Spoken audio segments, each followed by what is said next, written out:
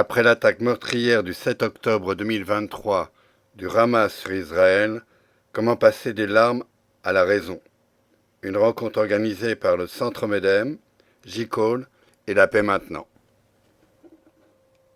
Nous sommes 10 jours après l'attaque sanglante du Hamas sur les populations civiles près de la bande de Gaza, plein d'effroi. Nous avons peine à comprendre et à croire même ce qui s'est passé. L'obscénité de l'événement, son horreur, sa brutalité fige nos cerveaux, nos pensées sont pleines de rancœur et de colère. Chaque jour, nous suivons les nouvelles.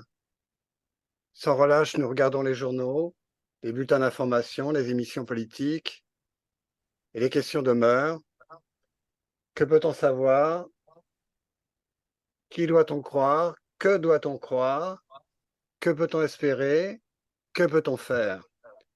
Ce soir, on va tenter de répondre, mais ces questions sont difficiles et pire, nous allons en rajouter d'autres certainement. Plus modestement, on va tâcher de fournir quelques pistes, d'éclairer quelques points, d'indiquer des moyens de manifester sa solidarité. Nous allons évoquer le travail concret des militants qui s'obstinent à chercher des solutions à cet effroyable conflit, qui continuent d'allier, suivant la formule, le pessimisme de l'intelligence avec l'optimisme de la volonté, en tentant d'illustrer le titre qu'ont choisi J-Call et La Paix Maintenant pour annoncer cette soirée, c'est-à-dire essayer de passer des larmes à la raison. Car il nous est apparu, conjointement le Centre Medem, J-Call et La Paix Maintenant, qu'il fallait, pour reprendre l'image employée par Delphine Horviller et Rachine Benzine, tenter de peser et de penser l'événement non pas avec les tripes, mais avec la tête et le cœur. Les animateurs ce soir sont Sylvie Lidji, qui est membre du Centre Medem et qui aussi fait une œuvre de traduction des vidéos et des textes qui arrivent d'hébreu en français, un travail remarquable. David Shemla, qui est secrétaire général de JCAL, l'organisation juive du réseau européen, qui s'est lancée en 2010 à Bruxelles et nous y participions avec l'appel à la raison, en signant l'appel à la raison. Alain Rosenkir, qui est le président de La Paix Maintenant et qui, avec obstination, tente avec d'autres de mettre au point cette solution à deux États qui semble chaque jour repousser un peu plus loin. C'est une soirée qui nous tient à cœur pour essayer de montrer à la fois notre solidarité et notre envie de faire quelque chose. David Schembler va commencer à prendre la parole en présentant Marky Levy, qui est membre du kibbutz Zikim de la Shomer Hatzair, qui se trouve à quelques kilomètres de la bande de Gaza et qui apportera son témoignage. Cette soirée sera approximativement divisée en 3 temps. Une introduction de David, le témoignage de Marky Levy. On complétera ensuite sur la situation en Israël avec les dernières informations qu'on peut avoir. Nous tâcherons ensuite de donner quelques informations et quelques faits sur le Hamas, qui est présenté par certains comme un mouvement de résistance et que nous connaissons sous un autre jour, son poids politique, son emprise sur la bande de Gaza. Enfin, nous donnons quelques pistes sur ce qu'il est possible de faire, notamment en France, comment agir. David, je te passe la parole tout de suite. À toi. Bonsoir. C'est difficile de prendre la parole devant une telle situation. C'est difficile d'analyser, c'est difficile de comprendre, c'est difficile de trouver les mots.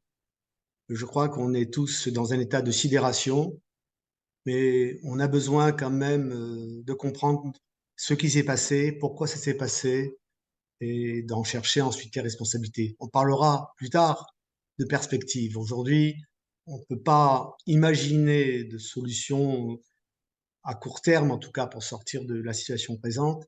Le plus urgent déjà, c'est de comprendre ce qui s'est passé et d'essayer de comprendre pourquoi ça s'est passé. J'ai demandé à un ami, Marquis, qui est membre du kibbutz Zikim, qui est tout à fait à côté de Gaza, un des kibbutzim qui a été attaqué, qui se trouve au bord de la mer. C'est un des kibbutzim par lequel passent les infiltrations maritimes, qui pour certaines maintenant sont toutes pratiquement interceptées par la marine israélienne. Je préfère, au lieu que je fasse moi un discours d'ici, je reviendrai après. Ce que je voudrais, avant de parler de ce qui se passe aujourd'hui, que tu reviennes sur les événements eux-mêmes.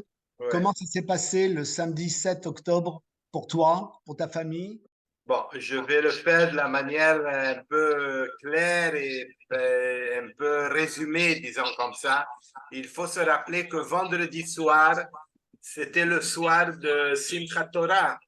Alors, dans pas mal de kibbutzim et en la région en général, il y avait plusieurs fêtes.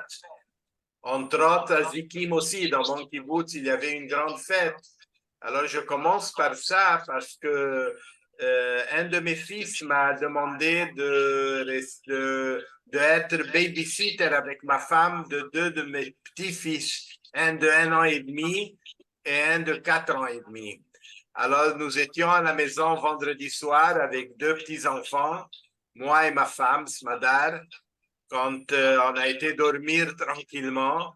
Et effectivement, à 6h30, ça a commencé les missiles et on a commencé pour la première fois à entendre des tirs de mitraillettes. On n'arrivait pas à comprendre parce que généralement, ce n'est pas la première fois qu'on a ce genre de problème. On était toujours habitué avec des alertes. Tseva Adom, et tout d'un coup, commence à tomber des missiles. Et tout d'un coup, on a commencé à entendre des tirs et par téléphone, puisqu'on a un système de communication interne du kibbutz, on a reçu un message qu'il fallait se renfermer dans les chambres de sécurité parce que dans mon kibbutz, comme il est à 3 kilomètres de Gaza, alors on a des chambres de sécurité, des petites chambres de sécurité de 2,5 mètres sur 2,5 mètres. Et on nous a dit de nous renfermer dans les chambres et à clé et attendre jusqu'à de nouvelles instructions. Alors imaginez, à partir de 6h30, 7h moins le quart, un couple, moi, ma femme et deux petits-enfants, on est enfermés dans cette chambre et on n'a aucune information parce qu'on n'avait pas d'information à part qu'on entendait des tirs et on nous disait qu'il y avait possiblement des Palestiniens qui étaient rentrés dans le kibbutz. Bon, je fais ça, on est resté plus ou moins jusqu'à 10h, 10h30, c'est-à-dire 4 heures dans cette chambre sans savoir exactement ce qui se passait. Et à 10h30, on a reçu un deuxième message qui disait le danger de Palestiniens à Zikim n'y est plus. On peut sortir de la chambre de sécurité, mais rester toujours dans la maison fermée. Plus tard, on a su que mon kibbutz a eu la chance que l'unité de défense, on appelle ça en hébreu, pour ceux qui savent l'hébreu, Kitat Konenut, une espèce de petite unité de défense, était arrivée à tuer 8 Palestiniens qui avaient essayé de rentrer dans le kibbutz. Et après, pendant toute la journée, on a eu des missiles.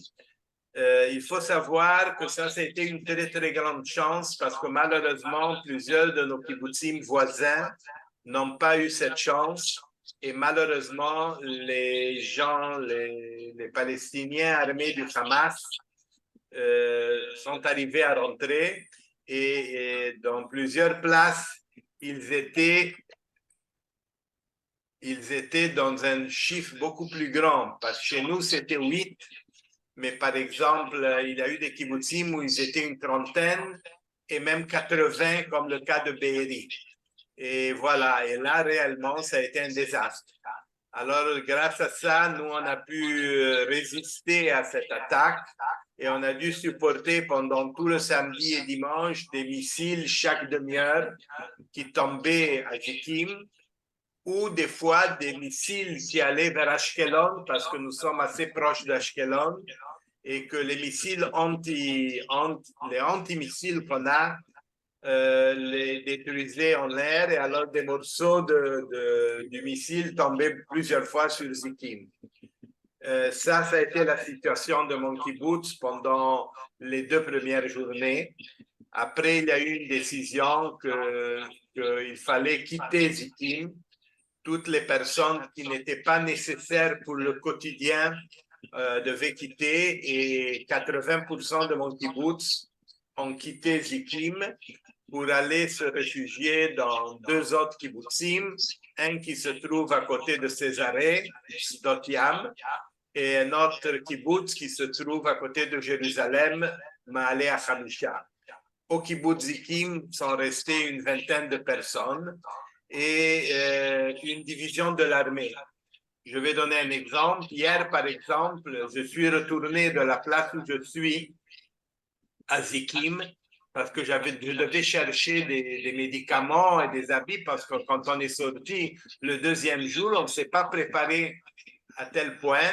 Alors, je suis rentré à Zikim, je pensais que j'étais dans une base militaire.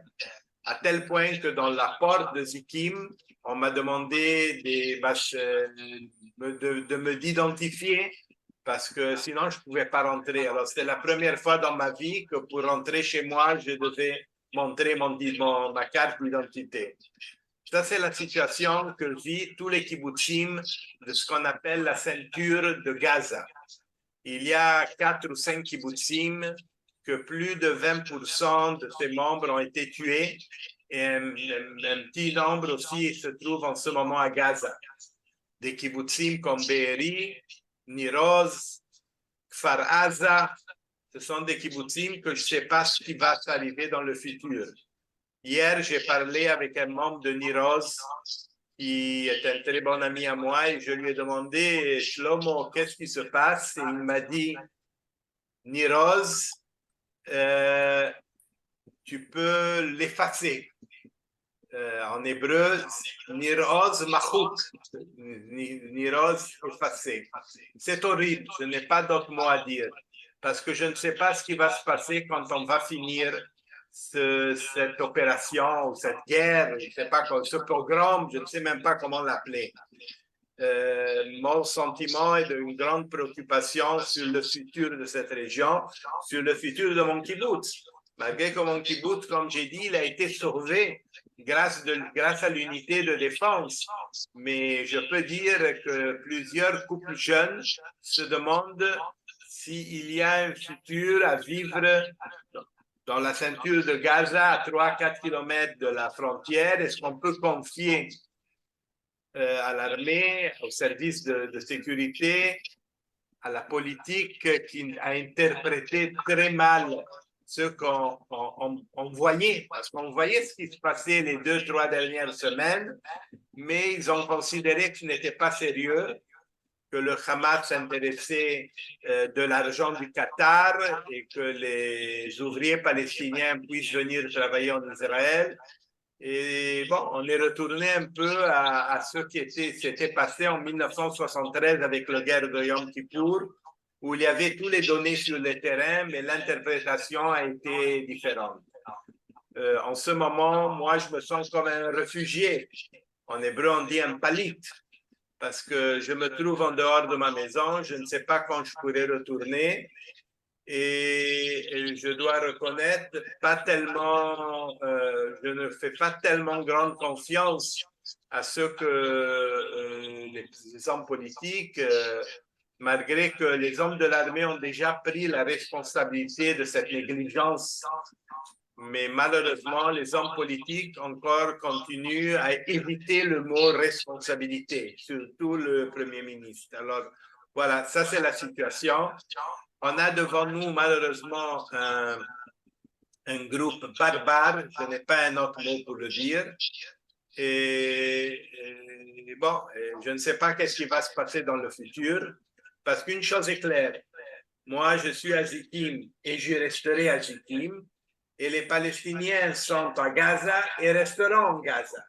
Alors voilà, il faut trouver une solution pour ça. Et j'ai l'impression que on n'est pas là. Voilà, c'est ce que j'avais à dire. Merci, Marquis. Pour que tout le monde puisse comprendre, tu as fait mention de ce qu'on appelle en hébreu le Kitat Konenut, c'est-à-dire cette unité de défense qui a sauvé Zikim. Cette unité est constituée de membres du kibbutz, qui travaillent comme tout le monde et qui appartiennent à cette unité mobilisable en cas de besoin très vite. Ils n'ont pas toujours les armements nécessaires. C'est un des dysfonctionnements dont on parle beaucoup ces jours-ci, c'est que certaines unités, j'ai entendu hier à la télé sur un autre kibbutz ou sur la section de défense, il n'y avait que 7 fusils alors qu'ils étaient plus nombreux parce que pour des questions purement administratives, on ne les équipait pas. Et ces sections de défense ont sauvé, quand elles ont pu, certains kibbutzim. C'est le cas du kibbutz Niram, dont on a beaucoup parlé, où la responsable de cette section de défense était une jeune fille de 25-27 ans, qui a tout de suite compris ce qui se passait, qui a mobilisé sa section pour la mettre en alerte. Et ils se sont mis en embuscade à différentes portes du kibbutz. Et ils ont descendu 25 terroristes qui voulaient rentrer. Donc le kibbutz Niram a été sauvé. La même chose avec le kibbutz Magen. Magen, c'est le même cas. Exactement. Par contre, à Be'eri ou à Kfar Aza, ils se sont battus, les premiers, face aux terroristes. Il y a eu beaucoup de pertes parmi eux, mais malheureusement, ils n'ont pas pu arrêter cette invasion. Et on a vu le pogrom qui s'est passé dans ces kibbutzim. Voilà, je crois que c'est important de le dire parce que tout le monde ne connaît pas comment vivre un kibbutz, alors sachez-le que ça fonctionne comme ça. L'autre point qui est important aussi que vous compreniez tous, c'est ces 23 kibbutzim qui sont tout autour de la bande Gaza, sont des kibbutzim qui appartiennent ou rattachés au mouvement travailliste ou au Meretz, c'est-à-dire à la gauche israélienne. C'est là où vous trouvez les militants qui se battent pour beaucoup d'entre eux pour la paix, pour une relation aussi avec leurs voisins. Parmi les otages actuellement, je sais qu'il y a un homme, un adulte âgé, qui appartient à une association qui s'appelle Achlama, Derech l'Achlama, ce qui veut dire comment soigner les gens, et son travail dans cette association, c'est de prendre des enfants palestiniens de Gaza qui ont besoin de soins en Israël, d'aller les chercher au point de contrôle d'Erez, qui est le point de passage, de les amener dans les hôpitaux israéliens, de faire en sorte qu'ils reçoivent les soins et de les ramener. Cet homme aujourd'hui est otage à Gaza. Il y a un autre cas d'une femme militante aussi d'une association pour la paix très connue.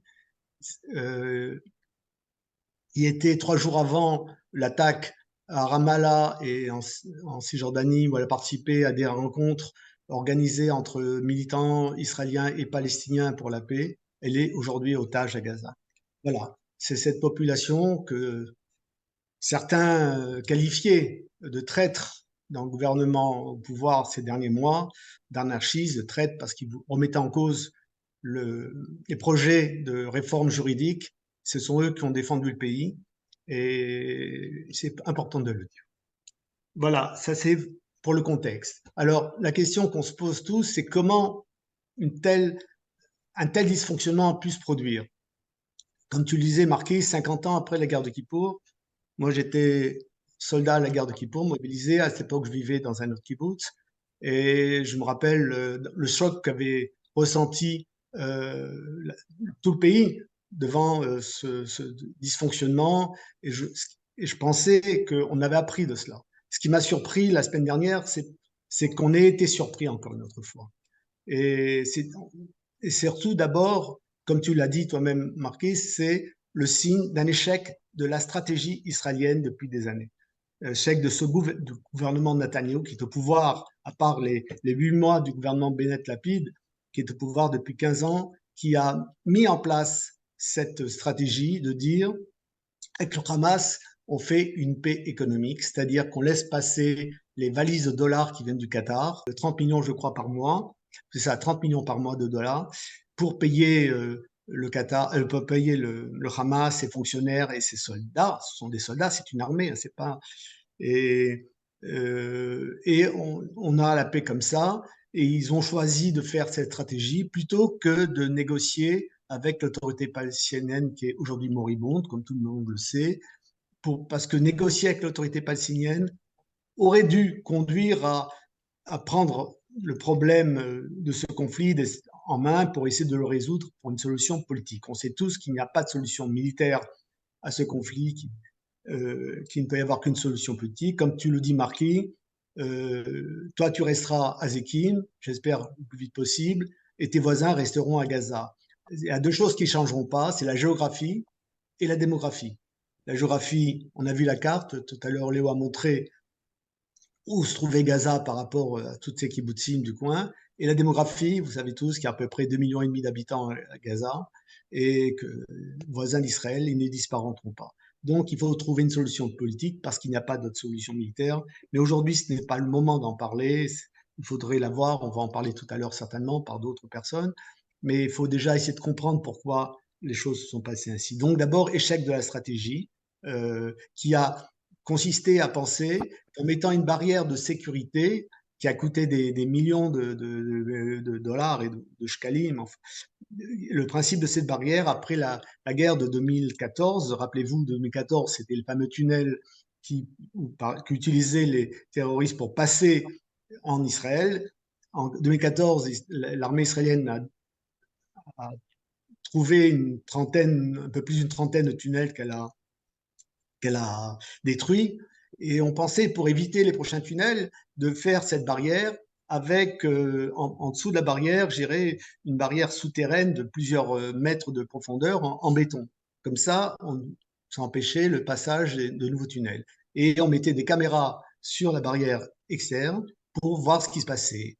Et il y avait certainement, c'était des jeunes soldats dont le service consistait être toute la journée devant un écran et voir ce qui se passe sur le long de la barrière. J'entendais un témoignage d'une soldate qui maintenant n'est plus soldate, mais qui a fait cela dans les années précédentes. Elle disait, si un pigeon s'approchait de la barrière, l'alarme sonnait. Et là, l'alarme n'a pas sonné parce que le Hamas, qui connaissait très très très bien toutes ces structures et toute cette installation, a fait que masquer ces caméras, les détruit ou les a cachées. Excuse-moi, il les a fait sauter.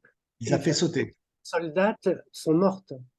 Les soldats sont morts, je sais. Voilà, 22 soldats qui surveillaient les écrans sont mortes. Exactement, il les a fait sauter. Et à partir du moment où on ne pouvait plus voir ce qui se passait, ils ont pu rentrer avec des bulldozers et casser cette barrière. Il y a aujourd'hui 80 points de passage ouverts le long de la barrière. Alors, évidemment, depuis 2-3 jours, l'armée, on ne peut pas les reconstruire, mais Bush, par sa présence militaire, empêche les nouveaux passages. Ça n'a pas empêché d'autres infiltrations qui ont lieu depuis. Voilà, c'est important de rappeler ça. Autre point important, et je ne vais pas développer plus pour l'instant, c'est les choix que ce gouvernement a fait. Il y avait une unité, un bataillon qu'on appelle bataillon de Gaza, qui est en position normalement le long de la frontière, qui a été envoyé en Cisjordanie pour protéger les colons, et pas seulement les colons, les orthodoxes qui voulaient fêter Simchat Torah à côté de la tombe de Rachel. Et donc, le tombeau de Rachel. Et ils étaient là-bas au lieu d'être là où ils auraient dû être. Donc, voilà les erreurs de stratégie, de conception et l'erreur aussi de l'armée qui a mal anticipé cette attaque. Tout ça, comme en 73, en partant du principe qu'on pensait qu'ils n'étaient pas capables de faire ça. Aujourd'hui, il y a plein de témoignages qui disent que des gens, comme Marquis le disait, on sentait qu'il y avait des mouvements qui se passaient ces derniers jours. Le Shin Bet avait même convoqué la veille, vendredi, une réunion avec l'état-major pour signaler qu'il y avait peut-être un risque. On n'a pas considéré ce risque comme étant possible. Malgré tout, l'unité du Shin Bet a décidé d'eux-mêmes de se rendre sur le terrain pour voir ce qui se passe. Ils étaient présents quand il y a eu des attaques. Ils se sont battus eux-mêmes. Ils ont eu beaucoup de pertes au sein de leur unité pendant les premières heures avant que l'armée n'intervienne. En face, ils étaient très préparés. C'était une attaque militaire avec un armement très précis. Ils avaient des cartes, ils savaient où aller, chaque unité savait, unité du Hamas savait où elle devait se rendre. Il y avait les kibbutzim, il y avait cette rave party, il y avait près de 5000 jeunes qui, depuis vendredi, étaient là-bas pour faire autour d'un festival de musique. À 6 heures du matin, vous imaginez, après une nuit où vous avez dansé, bu, beaucoup fumé aussi, dans quel état se trouvaient ces jeunes. Et cela, ça a été un massacre terrible. Alors, donc, d'une part, l'organisation du Hamas, qui avait des cartes en main, qui avait tout préparé. Ils avaient, pour ceux qui étaient rentrés dans les kibbutzim, pas Azikim, pas Nira, puisque, ou Magen, qui ont pu interdire l'entrée, mais les kibbutzim comme Berry ou Faraza, où ils ont pu rentrer, ils avaient miné l'entrée du kibbutz, ce qui fait que quand l'armée est arrivée quelques heures plus tard, quand elle a compris l'étendue de l'attaque, qu'ils sont voulu rentrer, ils sont tombés dans des embuscades, sur des mines, et ce qui explique le nombre aussi important de soldats, plus de 300 ce soir, qui ont été tués dans cette guerre qui ne fait que commencer. Voilà un peu pour comprendre le contexte.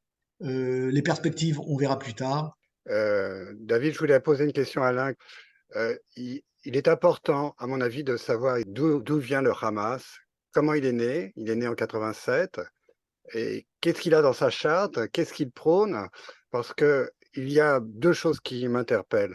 La première, évidemment, c'est le fait que l'opinion israélienne pensait que c'était impossible, comme en 73, on a une espèce de mépris et une espèce de position de surplomb par rapport aux Palestiniens. Et donc, c'est une erreur colossale. La même erreur qui s'est faite maintenant avec le fait de ne pas regarder ce qui se passe à la frontière. Mais le Hamas est autre chose que simplement un groupe, alors je mets des guillemets, bien entendu, qualifié de résistance encore par une députée ce matin. Et c'est vraiment un mouvement qui a une histoire et qui a aussi pas mal de sang sur les mains. Est-ce que tu peux développer un petit peu, Alain?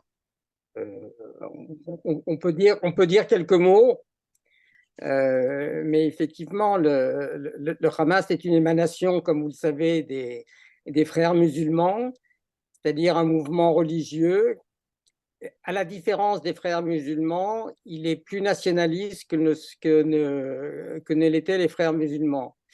Il a pu bénéficier de la politique mise en place par le gouvernement israélien visant à diviser pour mieux régner, c'est-à-dire que le gouvernement israélien, ça avait commencé déjà avec Cheikh Yassine, le gouvernement israélien a laissé... C'était un des créateurs du Hamas. Un des créateurs du Hamas à Gaza, qui a finalement créateur handicapé, qui était sur une chaise roulante et qui finalement a été tué à un moment par l'armée israélienne. Et donc, l'armée israélienne a laissé le Hamas se développer, dans un premier temps comme organisation sociale, qui est la stratégie habituelle, je dirais, des frères musulmans dans la plupart des pays arabes, de créer un réseau social très fort qui vient compenser l'absence de social welfare, de protection sociale qui existe dans ces pays, et qui, à partir donc de ce travail sur le terrain, avec énormément d'abnégation, énormément de générosité, entre guillemets, arrive à attirer la sympathie de la population. Et donc, l'idée était que finalement, le Hamas a pris le pouvoir à Gaza, après d'abord avoir gagné des élections, élections qui n'ont pas été reconnues. Par de 2006. En 2006. Résultat des élections, toutes choses étant inégales par ailleurs, un petit peu comme ça s'est passé avec les islamistes en Algérie, qui ont le Front islamique qui a remporté les élections. Cette victoire n'a pas été reconnue par les autorités en place. Il y a une espèce de coup d'État militaire en Algérie, les militaires ont pris le pouvoir. À Gaza, l'autorité palestinienne a refusé de reconnaître cette victoire, et l'année d'après, il y a eu véritablement un coup de force du Hamas qui a pris le pouvoir par les armes à Gaza au prix d'une guerre fratricide qui a été extrêmement violente, où les militants du Fatah donc proche d'Abou Mazen et de l'autorité palestinienne, étaient tués, entre guillemets, en étant jetés des étages élevés des immeubles, ou systématiquement on leur tirait dans les genoux parce que c'était la blessure quand on ne voulait pas les tuer qui créait des séquelles insurmontables pour eux. Ça a été extrêmement violent. Le responsable de la sécurité d'Arlan a été obligé de quitter Gaza, de fuir, et cette guerre a été extrêmement violente. Et ensuite, donc, dans la charte du Hamas, comme vous le savez, je ne vous donne pas les articles parce que je ne les ai pas révisés, je ne les connais pas par cœur, il y a cette non-reconnaissance de l'État d'Israël, des relents d'antisémitisme qui sont extrêmement forts et qui sointent un petit peu de partout. En 2017, il y a eu une révision, mais à la différence de la charte de l'OLP, cette révision n'a pas rendu la charte du Hamas caduque.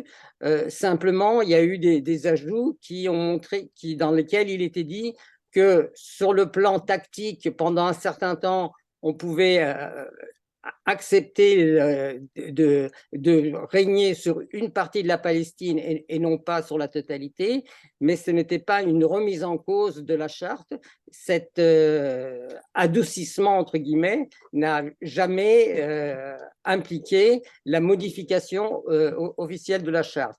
Et la politique qui a été menée a été donc, puisqu'il s'agissait d'affaiblir l'autorité palestinienne, pratiquement tous les acquis que le gouvernement israélien attribuait, il le laissait au Hamas. Par exemple, s'agissant de la libération de prisonniers, les avancées qui se faisaient, c'était dans le cadre de négociations avec le Hamas. C'est le Hamas qui arrivait à obtenir la libération, l'échange de prisonniers, et c'était donc eux qui pouvaient s'enorgueillir de ces victoires et qui avaient un prestige important au sein de la population, alors que l'autorité palestinienne était, on l'a considérée uniquement dans le cadre de la coopération militaire.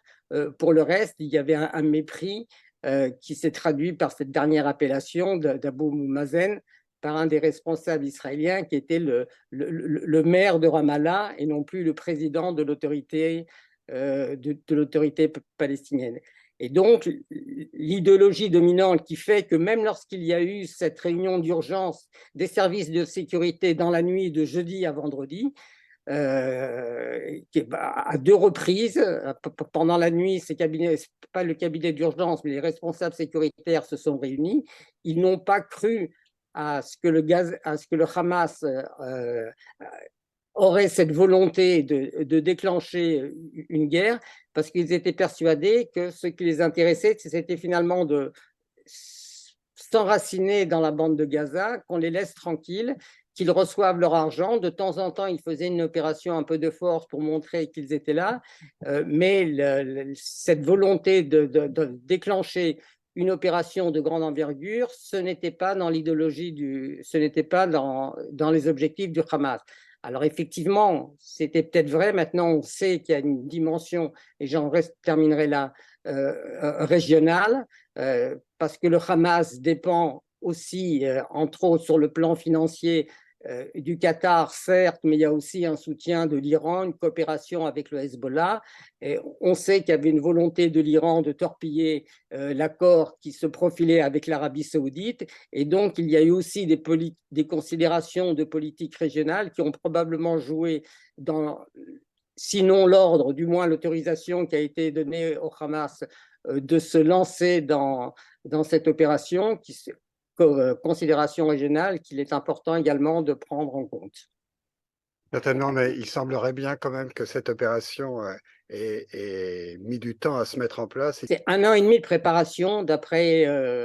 et c'est là encore une faille des services de renseignement israéliens de ne pas avoir vu aucune manifestation possible de ce fourmillement et de cette préparation à la guerre.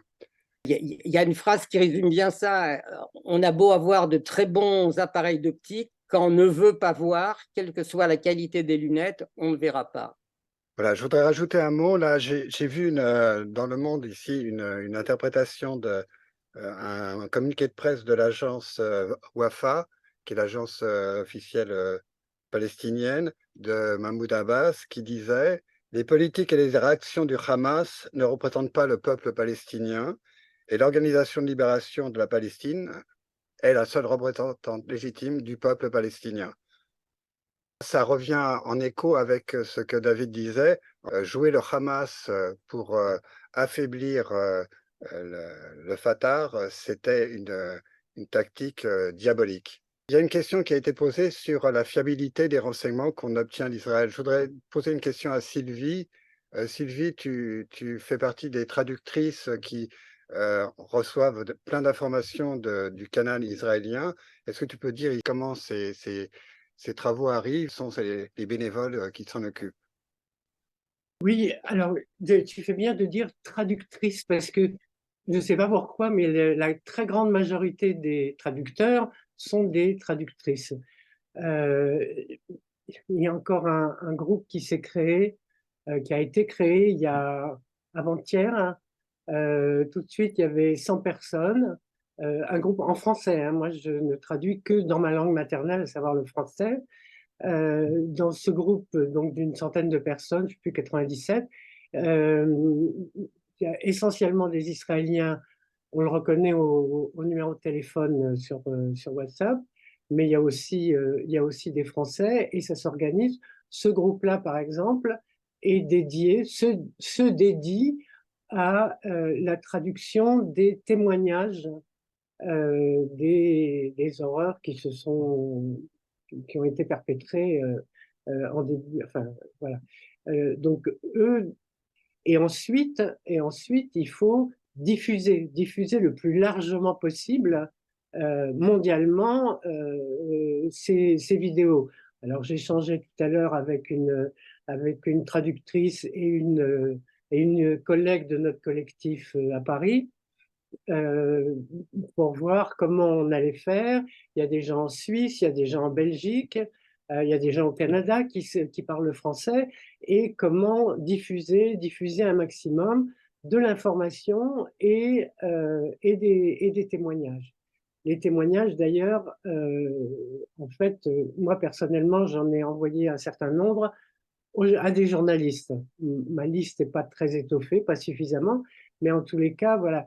L'idée là est de montrer au monde d'abord ce qui s'est passé, parce que c'est tellement difficile à croire, de montrer au monde, comme ça a été dit tout à l'heure, que appeler ça de la résistance est parfaitement innommable et parfaitement insupportable, parce que ça n'est pas de la résistance. Parce que le Hamas ne s'est jamais présenté comme un mouvement nationaliste qui revendique un État pour, quelle qu'en soit la forme, peu importe, mais qui revendiquerait un État pour le peuple palestinien. Jamais. Le Hamas n'a jamais fait ça. Et voilà. Donc les canaux, voilà, et je suis dans d'autres groupes aussi de traduction. Mais je ne me contente pas de faire ça, puisque notre collectif à Paris était un collectif qu'on avait mis en place depuis le mois de février, on va dire, pour contester les projets de réforme de la justice de Netanyahou, de l'accuser Netanyahou, comme ça se dit souvent, c'est-à-dire ce monsieur Premier ministre qui a 3 procès graves,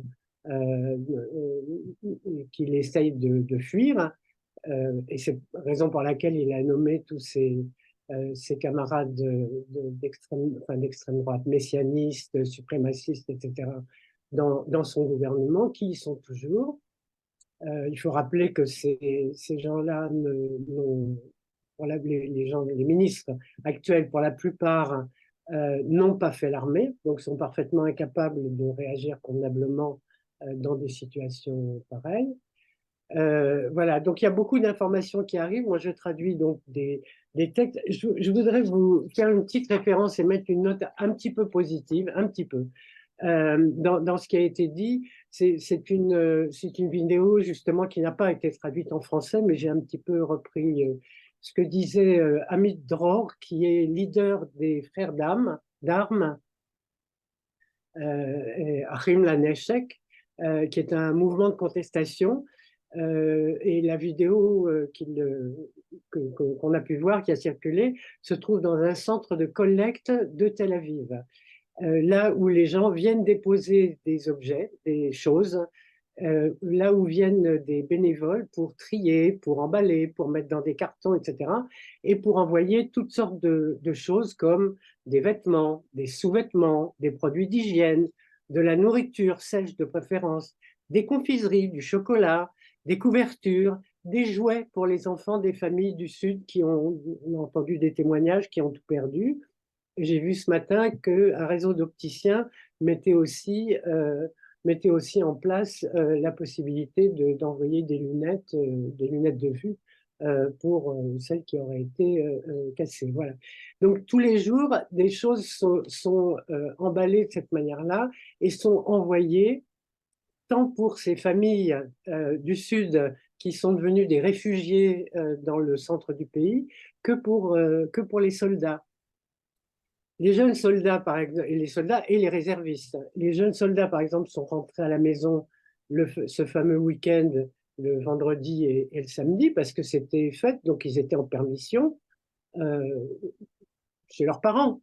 Celui qui était, je pense à un jeune que je connais, mais il y en a eu plein d'autres, dont la famille habite pas loin du lac de Tibériade. Bah, le temps qu'il arrive du lac de Tibériade jusqu'à Gaza, ça prend du temps. Ça prend quelques heures, parce qu'il y a des kilomètres. Il peut y avoir, je sais pas, 300 kilomètres ou plus, et voilà. Et donc, ces jeunes, donc, ils sont partis, ils ont été mobilisés, et ces jeunes qui pensaient rentrer, par exemple, le week-end suivant à la maison, avoir une permission, eh bien, restent à l'armée. Donc, ils ont besoin de changer de sous-vêtements, ils ont besoin de brosser à dents. Ce qu'il nous raconte justement dans cette vidéo, il montre non, c'est pas juste une question de générosité, mais de solidarité, de fraternité de la population, des citoyens israéliens. Parce qu'en fait, alors il dit la chose suivante: je persiste à être optimiste. Une chose que nous avons pu observer malheureusement, c'est que le gouvernement d'Israël ne fonctionne pas. Il n'existe pas. Les ministres ont disparu. Certains ont été vus buvant un verre à la terrasse d'un café pendant que les gens se battent sur le front. Et effectivement, l'organisation logistique de transport, des choses essentielles n'ont pas été faites, le gouvernement, l'État était aux abonnés absents, et il est plus ou moins toujours, et tous les mouvements de contestation. Chikma Bressler, si vous avez entendu parler d'elle, qui est une des leaders, les frères d'armes, je viens de faire référence, tous les mouvements de contestation, en fait, se sont reconvertis, mais immédiatement, reconvertis en utilisant leur capacité d'infrastructure, leur capacité de communication pour mettre en place tout ce que l'État n'a pas fait, voilà, c'est-à-dire donc envoyer de la nourriture, des vêtements, etc., aux réservistes, aux soldats, aux familles, et bien d'autres choses. Et dans la foulée, justement, à cause de cette incurie, et de la responsabilité, comme le disait David tout à l'heure, où le Premier ministre se débrouille pour, voilà, a fait un discours l'autre jour où il se débrouille, en fait, il n'a jamais prononcé le mot de responsabilité, il ne s'est jamais dit responsable de quoi que ce soit, mais il a essayé de se défausser sur d'autres gens, de dire que d'autres, que lui était responsable, alors qu'il est aux commandes depuis 12 ans, 15 ans, je ne sais pas combien. Voilà, alors, donc ces mouvements de contestation ont pris en main tout cela, et les gens sont en colère. On évoquait tout à l'heure ce qu'on appelle dans la presse en France les otages. Enfin, ils ne sont pas otages, ils sont essentiellement des gens raptés, kidnappés, raflés. Hein. on attendrait du gouvernement d'Israël qu'il fasse le maximum pour les faire libérer, pour les faire revenir à la maison. Et Attends, Sylvie, on va parler peut-être du problème des otages parce que c'est en liaison certainement avec ce qu'on attend, ce qu'on redoute en même temps, c'est-à-dire l'intervention prévisible mais terrible qui va se passer sur. non, alors ce dont je voulais parler, c'est pas tout à fait ça, c'est de dire que les gens en Israël sont en colère, sont très en colère. On a publié sur notre page Facebook un texte d'un ancien ministre de la Justice, donc c'est un texte assez long, et qui explique des choses comme un ancien ministre peut les expliquer. Et puis, j'ai traduit aussi une petite vidéo d'un chauffeur de taxi, et le chauffeur de taxi explique: moi, je suis Likoud depuis toujours, j'ai grandi sur les genoux de Menachem Begin, et voilà ce qui se passe aujourd'hui. Le ministre du Logement, Goldknopf, le ministre du Logement n'a même pas été capable alors qu'il a des logements à Jérusalem, d'en proposer ne serait-ce qu'un seul à toutes ces familles de Sderot et d'ailleurs. C'est fini, on n'en veut plus, on veut qu'ils s'en aillent. Abaïta, l'echo abaïta, c'est-à-dire, en français, on pourrait traduire ça par dégage. On ne veut plus de lui comme Premier ministre. Voilà deux profils, mais ils sont loin d'être les seuls, et je voulais les signaler pour montrer que c'est toute l'échelle sociale, c'est-à-dire qu'un ancien ministre, aussi bien qu'un chauffeur de taxi, et bien d'autres sont très, très en colère. Voilà. Sylvie, comment on peut prendre connaissance de ces traductions? Alors, notre collectif. Comment rejoindre le groupe? Alors, notre collectif a une page Facebook. Notre collectif s'appelle Défendre la démocratie israélienne. Nous avons une page Facebook et on publie sur Facebook. Nous avons un groupe WhatsApp que nous appelons le groupe silencieux, c'est-à-dire que c'est un groupe dans lequel on donne des informations et dans lequel on met des vidéos et des choses comme ça. Et il y a d'autres groupes WhatsApp donc, qui sont franco-israéliens, c'est-à-dire où on parle un peu les deux langues, et qui sont plus des groupes de discussion, mais dans lesquels aussi il y a des informations de ce genre-là. Voilà. On les mettra sur les différents sites.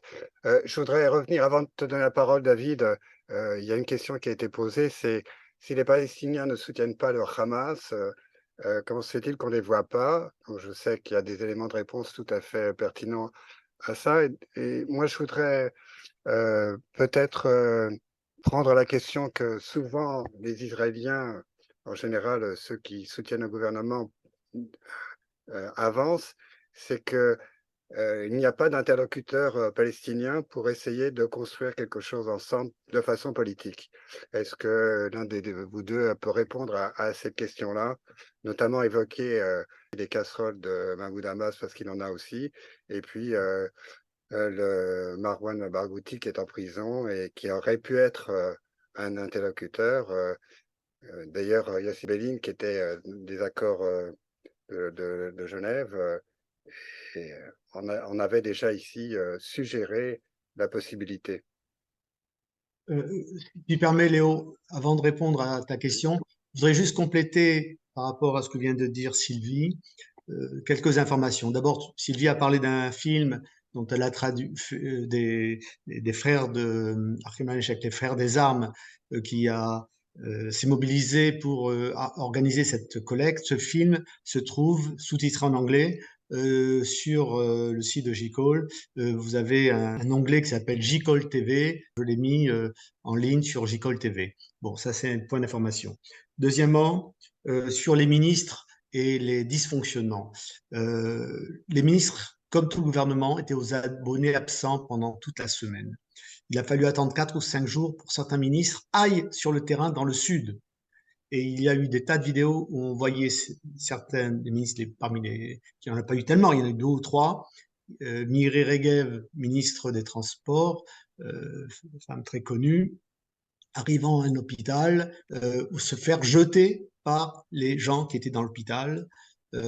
quelqu'un lui a envoyé un verre de café même sur la figure. Pars d'ici, vous êtes responsable, on ne veut pas vous voir. À l'hôpital Asaf Haforeh, dans la ville de Be'er Yaakov, près de Tel Aviv, la ministre de l'Environnement israélienne, Idit Silman, est prise à partie par une citoyenne. Un médecin de l'hôpital l'interpelle à son tour et l'oblige à quitter les lieux. Le ministre de l'économie, Nir Barkat, a lui aussi été interpellé par des citoyens lors d'une visite dans l'hôpital Sheba à Tel HaShomer.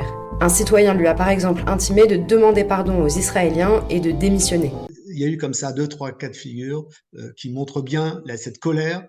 Et en plus, il faut savoir que cette population du Sud, à part les kibbutzim, dont on parlait tout à l'heure, qui sont des gens plutôt de gauche, mais cette population du Sud constitue l'électorat du Likoud.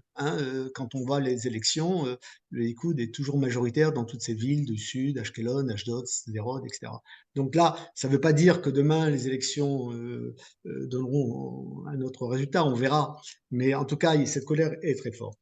Et l'autre point que je voulais ajouter, parce que on n'a pas parlé assez des actes de bravoure de la population, des témoignages. Sylvie disait qu'elle va en traduire, ou certains sont déjà traduits. Aujourd'hui, au journal télé israélien, chaque soir, il y a des histoires très très dures à entendre, mais en même temps des histoires de bravoure. Une, notamment, on n'en parle pas assez, des Bédouins. Des Bédouins qui vivent pour beaucoup dans le Negev, vous le savez. D'abord, ils ont subi eux-mêmes des attaques de missiles, enfin de roquettes qui ont tué des gens dans leur village. Il faut dire qu'ils n'ont pas les abris dans leur village qu'ont les Israéliens juifs dans leur ville ou leur kibbutzim, d'une part. Et d'autre part, les Bédouins font partie aussi d'unités dans l'armée, on appelle ça les gachachim en hébreu, c'est-à-dire ce sont des unités qui généralement sont utilisées pour faire ce qu'on appelle les éclaireurs, si vous voulez, voilà. Et je voyais un témoignage hier à la télé où cette unité s'est battue et a sauvé comme ça pas mal de monde, et ce sont je crois que c'était à Sderot ou une autre ville du Sud. Un autre témoignage d'un infirmier arabe de 23 ans qui faisait partie de l'encadrement de la Rav Party, et quand il y a eu des blessés, il a soigné les gens, il est resté sur place, il a été tué par le genre de Hamas. Vous voyez, donc vous montrez quand même qu'aujourd'hui, on aurait pu craindre que la population arabe du pays, dans ce contexte-là, se mobilise, comme il y a eu il y a 2-3 ans des manifestations, rappelez-vous, dans les villes mixtes judéo-arabes. Là, c'est pas du tout le cas. Ce qui ne veut pas dire qu'ils ne soutiennent pas le Hamas. Je ne sais pas, ça dépend des cas, ça dépend des villes. Il y a certainement dans certaines villes des sympathisants du Hamas, mais en Israël, en tout cas, ça ne se manifeste pas. Par contre, en Cisjordanie, on dit toujours que s'il y avait des sondages en Cisjordanie aujourd'hui, le Hamas serait gagnant, pas le Fatah. Et on dit que symétriquement, s'il y avait des possibilités de faire des sondages ou des élections à Gaza, ça serait le Fatah qui serait gagnant et pas le Hamas. Qu'est-ce que ça veut dire? Ça veut dire que dans les deux cas de figure, c'est une population qui est gérée, dirigée par des forces politiques corrompues qui profitent de ce système. Et les leaders du Hamas, vous ne les trouvez pas à Gaza, vous les trouvez dans les palaces du Qatar, et c'est depuis le Qatar qu'ils organisent, les leaders politiques, ils organisent la vie à Gaza.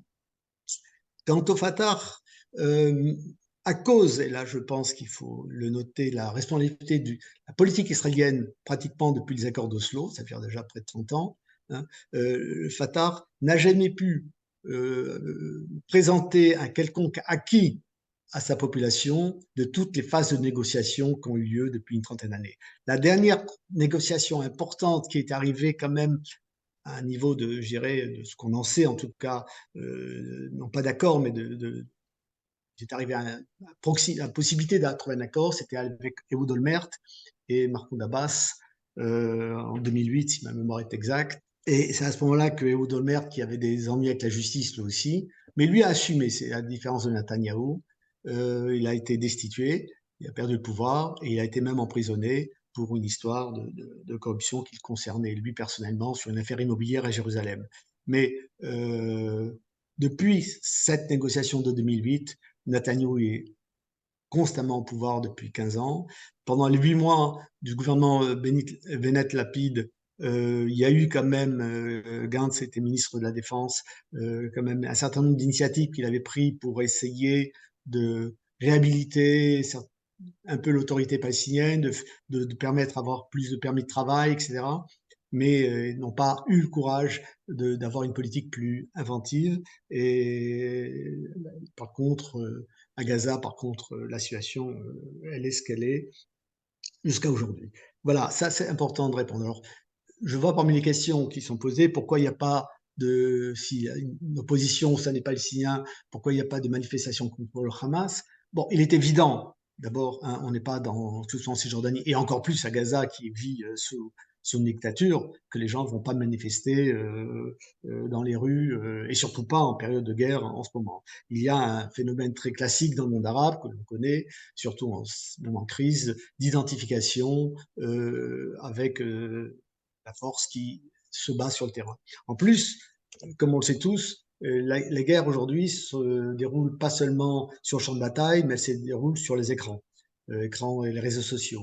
Et les images, et pour cela, j'avoue que j'ai été bluffé, comme on dit, par les images que le Hamas a su filmer et diffuser de son attaque du 7 octobre. Ça me fait penser à ce qu'on voit en Ukraine aujourd'hui, quand on voit ces soldats qui ont des GoPros sur la tête et qui voit les combats dans les tranchées en Ukraine. Ben, c'était le même cas là à Gaza. Toutes ces images des ULM qui arrivaient vers Israël, tous ces forces sur des motos, des escadrons qui rentraient dans les kibbutzim ou des voitures béliers, etc. Donc ça, ces images-là, ça a galvanisé dans le monde arabe, comme toujours, les populations. Et à prendre un exemple, entre autres, un pays que je connais un peu, la Tunisie, un pays dont on aurait pu espérer après la révolte de Jasmin qu'il évoluerait vers pas une démocratie, mais en tout cas, il y aurait beaucoup plus d'évolution vers une société plus libérale. Du temps de Bourguiba, c'est vrai que Bourguiba avait eu l'intelligence de libérer la condition de la femme, de développer les écoles, rendre l'école obligatoire, etc. Malheureusement, depuis qu'il y a un gouvernement dirigé par un président élu, certes, mais qui se comporte comme un dictateur, le pays dans une situation économique catastrophique. Il se comporte à l'égard des réfugiés qui viennent du Sud, comme vous le savez, de façon, enfin, comment dirais-je, il les laisse s'affamer ou mourir dans le désert. Et voilà. Et plutôt que de s'occuper de sa population, de la développer, ben, c'est tellement facile quand il y a un ennemi extérieur, que cet ennemi c'est Israël. On voit la population tunisienne dans les rues manifester comme ailleurs dans d'autres pays, au Koweït, où on ne pense pas qu'il y ait beaucoup de gens qui aient des problèmes économiques là-bas. Donc voilà, c'est toujours le même phénomène, l'utilisation des images, galvaniser des populations. Maintenant, est-ce à dire qu'il n'y a pas d'espoir pour avoir un jour des partenaires? Au moment, c'est ça qui est aussi, il faut se rappeler, il faut essayer de garder la raison parfois, il faut se rappeler que quand il y a eu, je prends l'exemple de la guerre de 73, une guerre très très dure entre l'Égypte et Israël, le soir du cessez-le-feu, ce qu'on attendait tous, c'est quand ça allait reprendre, parce qu'on était dans une situation où il n'y a aucune perspective. Et Sadat, qui était un grand homme politique, lui n'avait pas enclenché cette guerre pour détruire Israël à l'époque, mais pour débloquer la situation politique, parce que l'époque Golda Meir avait refusé toutes ces initiatives dans l'année précédente, 1972 notamment, pour rendre le Sinaï en échange d'un accord. Et bon, 3 ans après cette guerre, ça date en 77, 4 ans après, il se rend à Jérusalem et vous connaissez la suite.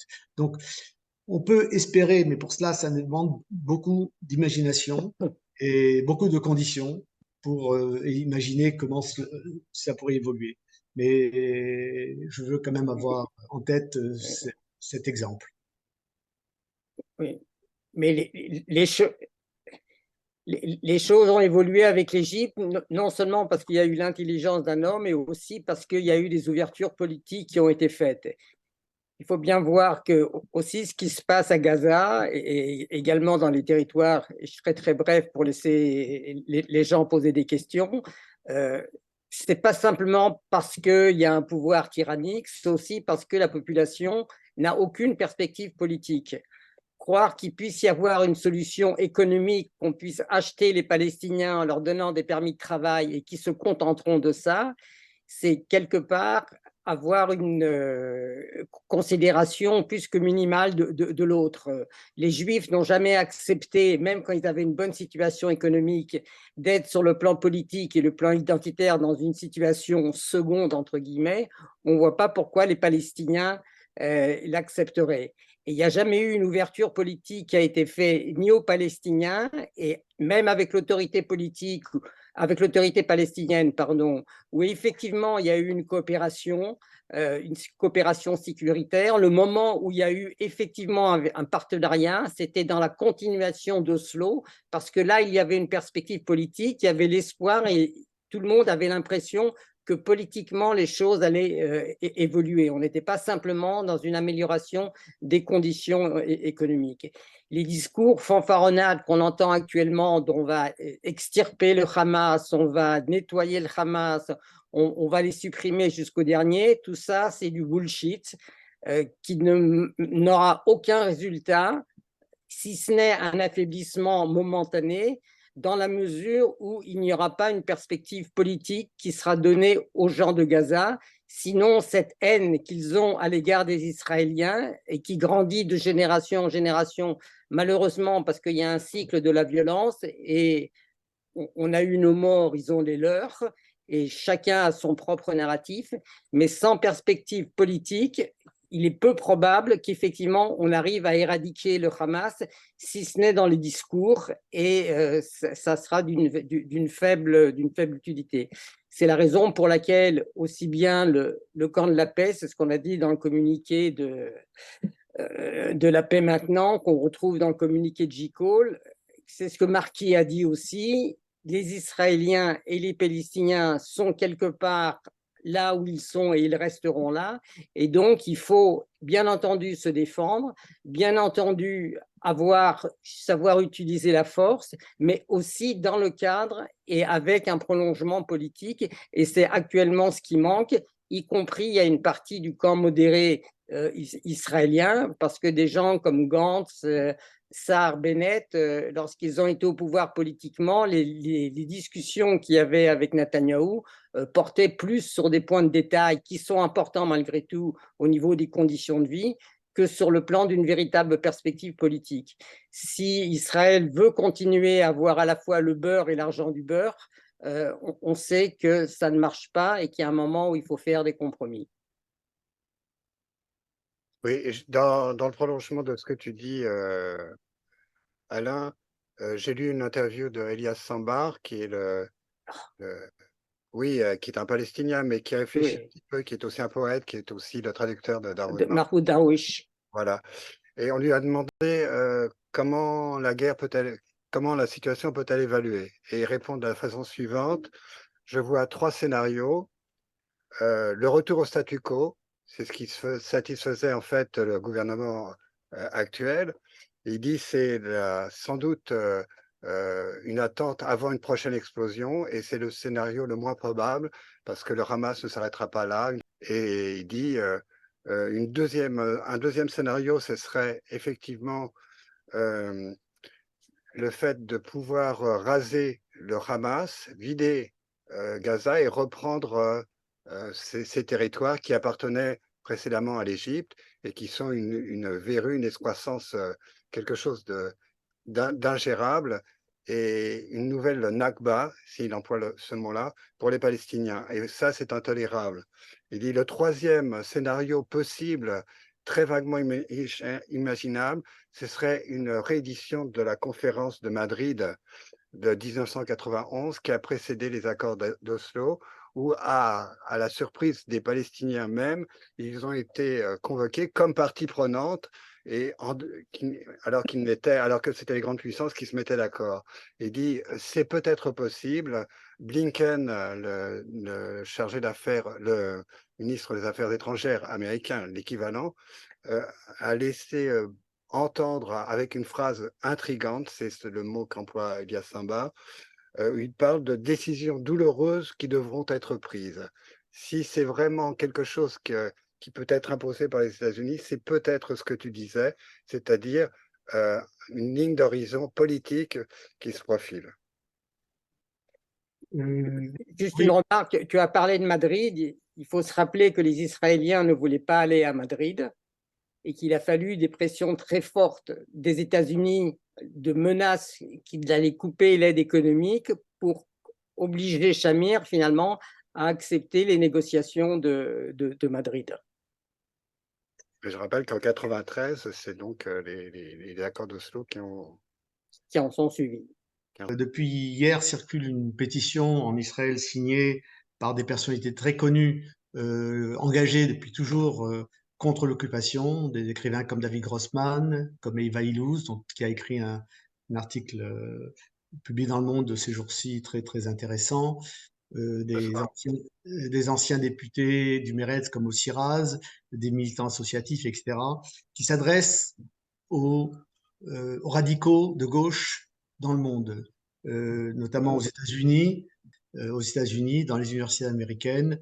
Chez nous, en France, on parlerait du LFI ou des positions prises par le LFI. Tous ces gens-là qui qualifient le Hamas de mouvement de résistance. Et dans ce texte très clair, il les dénonce cette position. Il affirme que le Hamas n'est pas un groupe de résistance, mais et ils interpellent cette gauche radicale sur ses positions, tout en étant toujours en condamnant évidemment la politique israélienne dans les colonies, ça ne change pas. Mais ce qui s'est passé là le week-end dernier, c'est un pogrom. Il n'y a pas d'autre mot. Les histoires sont abominables, vous pouvez les lire. Et dans le même ordre d'idée, il y a des. J'ai vu, alors j'ai pas noté l'université, il y a un professeur qui est israélien à la base et qui enseigne dans cette université et qui a publié, je l'ai vu là juste quelques minutes avant notre réunion de ce soir, et qui dit un peu ce que vient de dire David. Il dénonce le fait que dans cette université, on donne la parole à des gens qui soutiennent le Hamas parce que c'est la liberté, le droit à l'expression, le droit à la liberté de parole qu'il y a aux États-Unis. Et il dit aux gens, mais vous n'auriez jamais l'idée de laisser parler des gens qui soutiennent le Ku Klux Klan, et là, vous les soutenez. Et en fait, il cherche à diffuser ce genre, sa vidéo et d'autres dans l'ensemble des universités américaines. Et nous, ce qu'on fait quand on met des vidéos voilà, à la lecture ou que chacun puisse lire, l'idée, c'est de les diffuser, c'est de les partager à vos proches, à des gens que vous connaissez qui pourraient eux-mêmes les repartager, parce que aujourd'hui, alors la guerre sur le terrain, elle n'est pas finie, loin de là. Juste pour l'anecdote, si je puis dire, j'échangeais avec une traductrice sur WhatsApp, et donc par petit message sur la traduction d'une expression, etc. Et tout à coup, elle me marque alerte. Et donc, elle disparaît pendant un moment parce qu'il y a une alerte, donc elle ne peut pas continuer la conversation. Et puis, elle revient au bout d'un moment et on continue à parler. Bref, tout ça pour dire que toutes ces vidéos, c'est la guerre donc il y a de la guerre sur le terrain. Elle habite à Rishon LeZion, qui n'est pas très loin de Tel Aviv. C'est la guerre sur le terrain, mais c'est aussi la guerre des images, la guerre de la communication. Et c'est pour ça que les témoignages des gens qui ont vécu des choses horribles et de l'information autour de ça, comme on en fait ce soir, mais par des vidéos, par des textes, il faut, si vous les voyez, partager, faites-les connaître de telle sorte que ça fait partie de la guerre des images et vous pourrez, vous aussi, contribuer à être du bon côté, si je puis dire, dans ce... Non, alors, je veux pas mettre les pieds dans l'eau, mais je veux dire, c'est du bon côté sur une jambe. Oui, Pourquoi enfin, du bon côté sur une jambe? Parce qu'effectivement, cette guerre de communication, elle est importante et il faut l'amener. D'un autre côté, je reviens encore sur mon discours, parce que sur la dimension politique, parce qu'il faut bien voir que cette guerre de communication, elle se fait des deux côtés. Qu'au narratif, à notre narratif, les Palestiniens ont le leur. Il y a, semble-t-il, il y a peu de temps, quelques heures, semble-t-il, un hôpital palestinien a été bombardé sans doute par erreur par le gouvernement, par les avions israéliens, et il y aurait 200 morts. Il y a eu une école qui a été bombardée, une école de l'UNRWA, il y a 9 enfants qui ont été tués avec images, etc. Donc, narratif contre narratif, ça va être extrêmement difficile. Il faut savoir aussi que pendant ce qui se passe, nos amis les colons n'ont pas baissé les bras. Pour eux, c'est une occasion. En silence, il y a eu des centaines de bédouins palestiniens dans les territoires occupés qui ont été expulsés de leur terrain sans que l'armée bouge. Il y a eu des colons qui ont fait des expéditions punitives et il y a eu plusieurs morts palestiniens tués par des civils. L'armée, dans le contexte actuel, et ça peut se comprendre, a peut-être eu la gâchette facile dans la répression des manifestations de Palestiniens dans les territoires occupés, et on doit être environ à une 50aine de morts au cours de la semaine écoulée dans les territoires occupés. Donc, quand on a ça aussi et qu'on n'a pas la possibilité de montrer qu'il y a une ouverture politique, à une souffrance, à un acte abject, il y aura toujours une autre souffrance et un autre acte abject à opposer. Donc c'est pour ça que je dis qu'il faut faire sur les deux jambes, c'est-à-dire qu'il faut mener cette guerre de communication, mais il faut également travailler sur le plan politique, parce que sinon, avec cette guerre de communication, finalement, on ne convainc que les convaincus, on augmente la haine et le refus de l'autre, et finalement, on crée une séparation plus que la possibilité de créer les ponts. Si dans les villes mixtes actuellement, il y a un calme relatif qui règne, c'est aussi, c'est aussi parce que, suite à l'expérience de ce qui s'est passé après la dernière opération, il y a eu des groupes de militants juifs et palestiniens qui ont arpenter le terrain dans ces villes mixtes pour essayer d'éviter justement que ces incidents du type de ceux qu'il y a eu il y a 1 an et demi se reproduisent. Et probablement, ce travail sur le terrain est aussi une des raisons qui explique pour l'instant le calme relatif. Ce qui prouve qu'il y a la possibilité de faire des choses ensemble, et il faut absolument développer ces actions. Juste une précision, Ilan, tu as mentionné cet hôpital, effectivement, qui a été bombardé il y a 2-3 heures. Pour l'instant, ce que j'ai pu voir au journal télévisé de ce soir, l'armée fait des enquêtes, mais le scénario, parce qu'au même moment partait un certain nombre de missiles de Gaza vers Israël, et quelques secondes après, il y a eu cette explosion sur l'hôpital. Un des scénarios, c'est qu'un des missiles, pas parce qu'il a été touché par les contre-missiles israéliens, soit pour une autre raison technique, serait tombé sur l'hôpital. Les jours prochains, on saura ou pas ce qui s'est passé, mais ça fait partie aussi du brouillard de la guerre. Il faut prendre en tout cas, on sait bien qu'il y aura des bavures, c'est difficile de faire des bombardements dans une des villes, et on sait que les gens du Hamas se cachent parfois dans les hôpitaux, se cachent sous les écoles, se cachent sous les mosquées. C'est pour ça que l'armée a bombardé des mosquées ces jours-ci, qui étaient en fait l'endroit où ils avaient les arsenaux du Hamas, où ils fabriquaient leurs roquettes. Donc c'est pour ça que on pose des questions sur l'avenir, quoi faire, où va-t-on. Bon, il y a ce projet qui va créer une crise humanitaire, de pousser la population civile de Gaza d'aller vers le sud, au-delà de la rivière Gaza, qui est une petite rivière qui divise la bande de Gaza en deux parties, donc vers le sud, vers l'Égypte. Pour l'instant, les Égyptiens sont en train de fermer leurs portes pour entrer en Égypte. Ils ne veulent surtout pas que cette population rentre en Égypte. Et il y a un camp de réfugiés qui va s'installer là. On dit qu'ils ont des provisions, de l'eau, etc. pour 24-48 heures. Il y a des envoyés par l'ONU ou par d'autres institutions internationales, des entrepôts qui sont remplis pour ces populations, mais ce n'est pas aujourd'hui distribué. Je pense que le voyage de Biden demain en Israël, après-demain en Jordanie, où il va rencontrer le président Sisi et Mahmoud Abbas, un de ses objectifs, c'est de mettre en place, et c'est à l'urgence, une solution humanitaire pour ces réfugiés de Gaza qui sont réfugiés une deuxième fois, peut-on dire.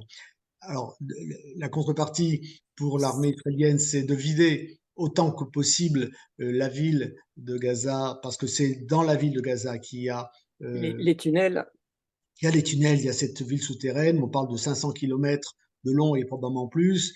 J'ai écouté un témoignage sur LCI d'un journaliste français qui racontait avoir rencontré un humanitaire européen qui lui aurait dit avoir visité ces tunnels, qui aurait même 5 étages sous terre. Enfin, c'est inimaginable.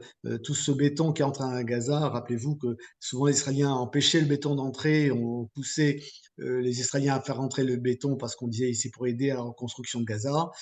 Malheureusement, ce béton a souvent servi à construire ces tunnels et cette ville souterraine. Et quand il y a de bombardements, la population civile ne rentre pas dans ces tunnels pour se protéger. Il n'y a pas d'abri pour eux. Par contre, pour le Hamas, certes, il y en a.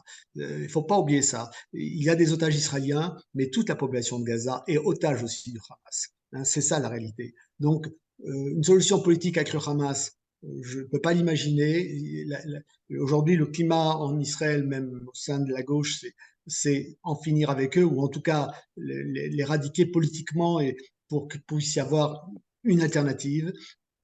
Alors, comment peut-on imaginer une alternative aujourd'hui? La seule voie de sortie, parce que l'autorité palestinienne n'est pas en état de récupérer, vu son état elle-même de décomposition, la gestion de ce territoire. Personne n'en veut, c'est la patate chaude du Moyen-Orient depuis toujours. La seule possibilité, me semble-t-il, c'est une très forte implication internationale, à la limite de mettre, pourquoi pas, Gaza sous protectorat. Avec des contrôles onusiens, l'argent venant des pays arabes, pour vraiment rétablir cette région complètement et permettre, ça mettra du temps, qu'émerge une autre direction. Le peuple palestinien qui a vécu tellement de tragédies, aujourd'hui est un peuple malade. C'est-à-dire que j'ai vu des témoignages, j'ai entendu plutôt des témoignages. Vous avez parlé tout à l'heure de ces gens israéliens qui allaient accompagner des enfants vers les hôpitaux israéliens pour les soigner puis les ramener. Les enfants venaient avec leur père, etc. Il y a des témoignages que dans les kibbutzim attaqués, on voyait ces familles qui avaient dont les enfants avaient été soigner, faire partie des pillards qui sont entrés, parce qu'il y avait les terroristes du Hamas, mais on a vu les images, aussi beaucoup de gens qui sont venus piller. C'est une population pauvre, ils voulaient récupérer des choses, des jouets, des objets, etc. Donc, on ne peut pas vivre à côté de la misère, comme ça, avec une barrière, en pensant que ce qui se passe de l'autre côté, on ne veut pas savoir ce qui se passe. Il faut qu'il y ait une perspective politique, il faut développer cette région, et pour cela, il faut une autre direction que le Hamas. Ça, j'en suis certain. Sinon, ça sera rebelote dans 2 ans, dans 3 ans, dans 4 ans. Et il y aura une autre surprise qui viendra. N'oublions pas, on l'a dit tout à l'heure, qu'eux-mêmes sont manipulés ou pas, en tout cas, sont un des instruments de l'Iran dans le jeu de l'Iran sur la scène régionale pour contrer les accords avec les Saoudiens. Et dans le bras de fer régional, le Hamas a sa marge de manœuvre, mais il est aussi dans un projet beaucoup plus global. Donc, perspective, dans un premier temps, affaiblir le Hamas. D'abord, l'urgence, c'est la crise humanitaire et les otages à ramener, avec les contreparties qu'il faudra payer en hommes et en prisonniers palestiniens en contrepartie. Le taux de change à l'époque, rappelez-vous, si on peut dire cela, l'époque de Gilad Shalit, c'était 1060 prisonniers pour un homme, Gilad Shalit. 1027. 2027. pour un homme, Gilad Shalit, qui a été resté 5 ans prisonnier à Gaza, et malgré tous les essais de l'armée pour le retrouver, ils n'ont jamais réussi. Là, il y a près de 200 otages. C'est une estimation, le Hamas en a reconnu 130, il y a une trentaine qui seraient pris par une autre unité, le djihad islamiste, presque, j'ai lu. Les autres, sont-ils en otage, sont-ils décédés? On ne sait pas, parce qu'il faut savoir qu'aujourd'hui, l'horreur de ce qui s'est passé, il y a encore 400 corps Non identifiés. qui ne sont pas identifiés, vu l'état dans lequel ils sont. Beaucoup sont morts dans l'incendie de leur maison, protégés dans leurs abris, et les Palestiniens ont mis le feu à la maison. Voilà. Donc, c'est la réalité, c'est cru à dire, c'est difficile à imaginer, mais c'est dans ce contexte-là que les Israéliens vivent aujourd'hui. Et comme d'autres l'ont dit avant moi, l'État est aux abonnés absents.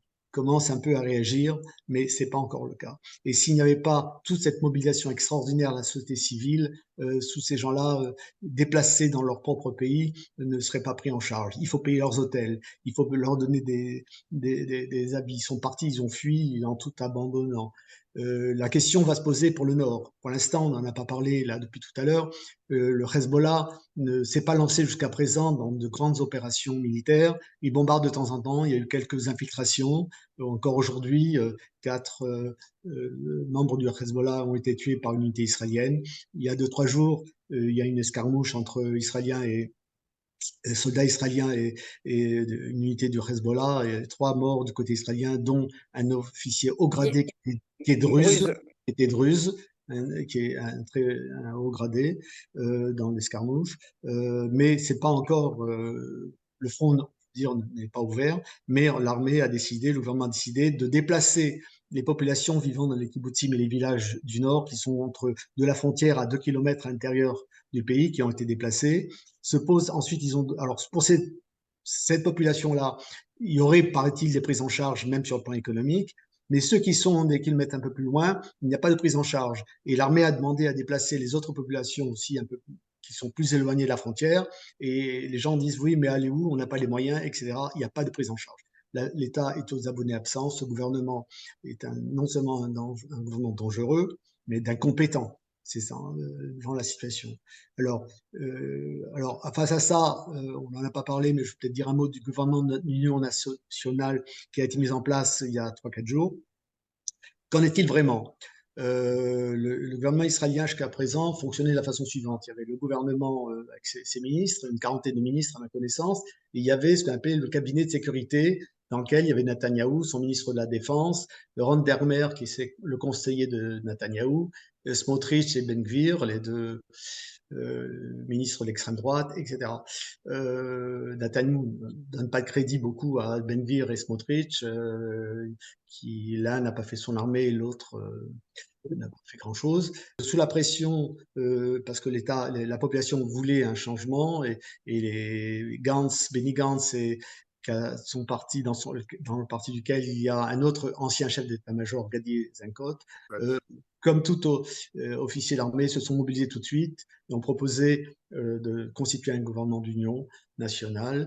Et ils ont finalement, au bout de 2-3 jours de négociations, parce que Netanyahou veut comment dirais-je, se protéger, ils ont constitué ce gouvernement dans lequel il y a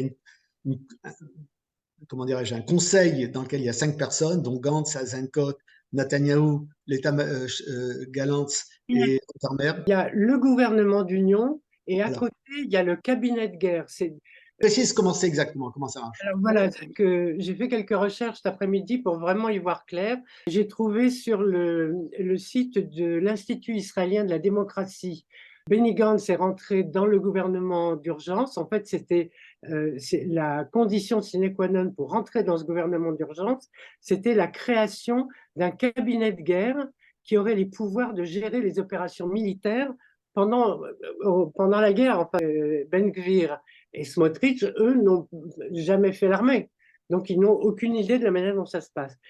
Pendant les combats, un cabinet de guerre doit être établi avec un nombre limité de ministres ayant une expérience en matière de sécurité. Pour Benny Gantz de rentrer dans ce gouvernement d'urgence et dans le cabinet de guerre, ça lui permet d'avoir un poids et une influence plus importante que s'il était juste entré dans le gouvernement d'urgence. Alors, les pouvoirs de ce cabinet de guerre sont les suivants, parce qu'il faut savoir que l'armée est subordonnée au gouvernement. Donc, le gouvernement donne l'orientation stratégique et l'armée met en place ce qu'on lui a demandé de faire, quoi, ces orientations stratégiques. Donc, le cabinet de guerre doit définir la finalité stratégique de l'opération. Selon l'accord portant création du gouvernement d'urgence, une place est réservée aussi à Lapid, Yair Lapid, qui est la deuxième tête de l'opposition à la Knesset, s'il souhaite y rentrer, parce qu'il a dit qu'il soutiendrait, mais lui, Yair Lapid, refusait de rentrer dans un cabinet dans lequel siège Smotrich et Ben Gvir. Pour simplifier, quand même, un cabinet de guerre où il y a des membres du gouvernement plus des membres de l'opposition, c'est-à-dire deux centristes qui sont Gantz et Eisenkot, et d'autre part, la décision politique revient quand même au gouvernement. C'est bien ça qu'il faut essayer de comprendre. C'est le gouvernement qui, malgré tout, va pouvoir décider. On sent bien quand même qu'il y a une espèce d'enclume qui tient un fil et qui est au-dessus de la tête de tout le monde. Elle est présente dans toute la discussion. C'est quand même ce qui va se passer sur l'enclave de Gaza, sur la bande de Gaza. Donc on peut espérer que ce cabinet de guerre soit un cabinet qui soit raisonnable, parce que si l'opinion, pour l'instant, disons occidentale, et puis quelques pays soutiennent Israël, il va y avoir un déferlement de haine lorsqu'on va ici commencer à compter ses propres victimes et essayer de dire ici, moi mes victimes sont meilleures que les vôtres. Donc ça c'est certain. Il y a même quelques messages, j'ai vu un message qui est passé et qui va à peu près dans ce sens-là. Donc quelle est la possibilité, on va faire un peu de la prospective, mais il faut le faire absolument parce que c'est une question que tout le monde a au cœur, c'est comme une boule hein, ici qui nous tient, c'est qu'est-ce qui peut se passer, quel est le moindre mal qui peut se passer à Gaza. C'est vraiment la question importante, essentielle qui va nous tenir dans les jours qui viennent. Ça peut se déclencher d'un jour à l'autre et c'est terrible. Et il y a le côté aussi, qu'est-ce qui va se passer en Israël même. Là, je citerai Chikma Bressler, donc, qui était une des têtes de la contestation. Et qui dit la chose suivante: à la première seconde possible, les responsables menés par Netanyahou doivent partir. Netanyahou cherche par tous les moyens à se disculper, à faire porter la responsabilité de cette guerre sur d'autres. Mais aujourd'hui, nous appelons les citoyens à se porter bénévoles. Maintenant, c'est la guerre. Nous ferons tout pour gagner, pour avancer. Il y a un site internet qui s'appelle Forum Abaat Netanyahu Ladin, c'est-à-dire forum pour traduire Netanyahou devant la justice. Je vous citais les exemples des gens qui sont en colère, et le poste, la fonction qu'il occupe Netanyahou depuis des années et qu'il réussit à occuper parce qu'il sait donner des postes, donner de l'argent, etc. Aujourd'hui, il commence à être largement démonétisé lui-même et il faut espérer qu'il ne survivra pas politiquement à cette colère et à toutes ces accusations, à la responsabilité qu'il est en train de fuir. Bah, de toute façon, il y aura une enquête après, ça c'est certain. À présent, la justice est indépendante en Israël. La réforme juridique n'a pas encore été mise en place. Et heureusement, imaginons si ça avait été le cas, hein, grâce notamment à toute la contestation qui a bloqué tout ce processus. Donc, il y aura des enquêtes, les responsabilités seront bien identifiées.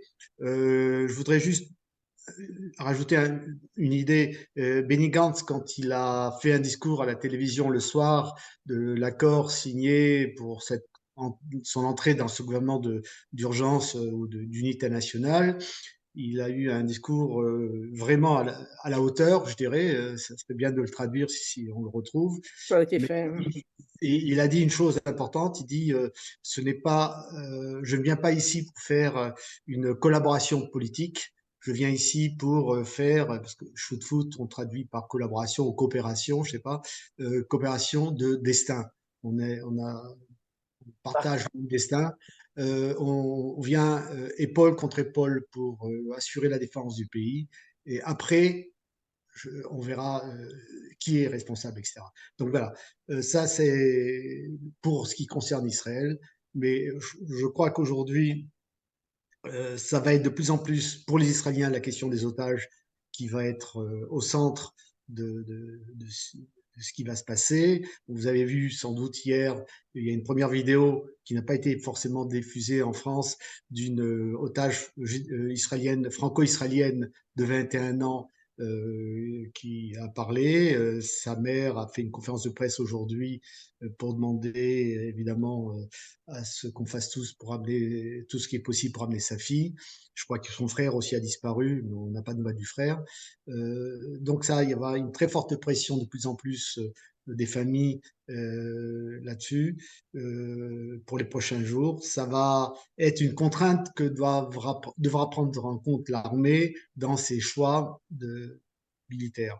Et pour répondre, parce que je vois les messages qui sont mis sur le côté, qu'on veut faire du nettoyage ethnique, quelqu'un a mis un message là, je crois que ce n'est pas un nettoyage ethnique que veut faire Israël dans Gaza. Israël n'a aucune envie de récupérer Gaza ou de rentrer dans Gaza ou de rétablir un jour ou l'autre des colonies. Israël veut se débarrasser du Hamas. Malheureusement, la façon dont Hamas se trouve au centre des villes, dans ces tunnels, et c'est une armée de 30 000 hommes, hein, c'est pas quelques dizaines de personnes, hein, 30 000 hommes bien armés, bien entraînés et très motivés. Il n'y a pas d'autre solution que d'avoir une intervention militaire. Tout le monde en est conscient. C'est du sale boulot. Et si l'armée ira, j'en suis convaincu, à Gaza prochainement, dans 4 jours, 5 jours, une semaine, 2 semaines, mais je ne vois pas comment elle pourrait éviter d'intervenir par une opération terrestre qui va être très coûteuse pour les soldats parce que ces tunnels sont des pièges minés certainement. Et ça va être très dur de mener ces combats, mais je ne vois pas d'autre alternative que de se débarrasser de Hamas. Alors, iront-ils jusqu'au bout? Feront-ils une incursion limitée? Tout dépendra un peu du contexte et évidemment du nombre de victimes du côté palestinien.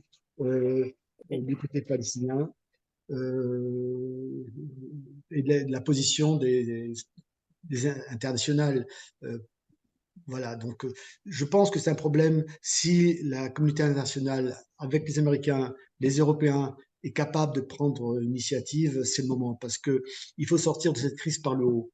C'est-à-dire que pas se cantonner d'encore de mettre quelques rustines en pensant que ça va tenir le coup jusqu'à la prochaine fois. Sortir par le haut, ça veut dire venir avec un programme politique de réadaptation de cette zone de Gaza sur tous les plans, sur le plan des directions, sur le plan économique, sur le plan des constructions, des infrastructures, etc., etc. On a dit qu'il y a une vingtaine d'années, de tels projets avaient été déjà mis en place, chiffrés, et les fonds avaient été trouvés pour mettre en place ces projets. Là, tout ce qui se passe depuis n'a pas rendu possible que ces tels projets puissent être mis en place. Les erreurs sont évidemment partagées, en grande partie par les Israéliens qui n'ont pas fait les actes politiques qu'ils devaient faire à l'égard de l'autorité palestinienne, qui ont préféré laisser pourrir la situation pour éviter d'avoir à négocier avec l'autorité palestinienne parce que cela aurait voulu dire permettre la création d'un État sur une partie de la Palestine pour les Palestiniens. Et d'autre part, la responsabilité aussi palestinienne par leurs dirigeants, le Hamas et aussi l'autorité palestinienne qui a peut-être pas toujours réagi ou négocié dans les conditions qui auraient pu permettre à ce qu'une solution soit trouvée. Les responsabilités sont partagées, des dizaines de livres ont été écrits sur la question, mais en tout cas, s'il y a un Des consensus, centaines de livres. un consensus, Et il y a un il consensus, y en a qui sont en train d'être écrits. c'est sûr, mais il y a un consensus parmi tous ces gens qui veulent essayer de donner une perspective, c'est qu'il n'y a pas de solution militaire, qu'il faut trouver une solution politique. Et pour cela, il faut, si on ne veut pas que ce soit encore une crise en attendant la prochaine, il faut vraiment mettre en place tout cet accompagnement international, économique, financier, militaire aussi, sans doute, Militaires aussi. pour que ce soit possible. Ça sera un lourd investissement, mais il n'y a pas d'autre alternative. Voilà, c'est tout ce qu'on peut dire. On va vers des jours difficiles, en tout cas, dans les prochaines semaines, c'est évident. C'est certain. Je voudrais vous montrer là quand même une carte parce que l'opinion va certainement changer et va vraiment évoluer. Une carte qui a été faite par Le Monde et qui montre les soutiens après le 7 octobre. Vous voyez ici en bleu, c'est les gens qui soutiennent Israël, et c'est le bloc occidental et une partie de l'Afrique, plutôt vers le sud, l'Australie. Et en rouge, ce sont ceux qui ont qualifié l'attaque du Hamas comme acte de résistance. Donc on a bien entendu l'Iran qui est là, on a le Yémen, c'est la partie en bas ici du Golfe Persique, il y a la Libye, l'Algérie et la Tunisie qui est l'une des pires. Et très curieusement, il y a le Venezuela et il y a la Malaisie. On se demande bien, même si la Malaisie est à 97% Musulmane. musulmane, on se demande réellement ici ce que la Malaisie a comme intérêt dans ce petit coin qu'on ne voit même pas d'ailleurs, puisque vous voyez ici, par rapport aux États, c'est quand même tout à fait minuscule. Ce que vous avez en grisé, ce sont les BRICS.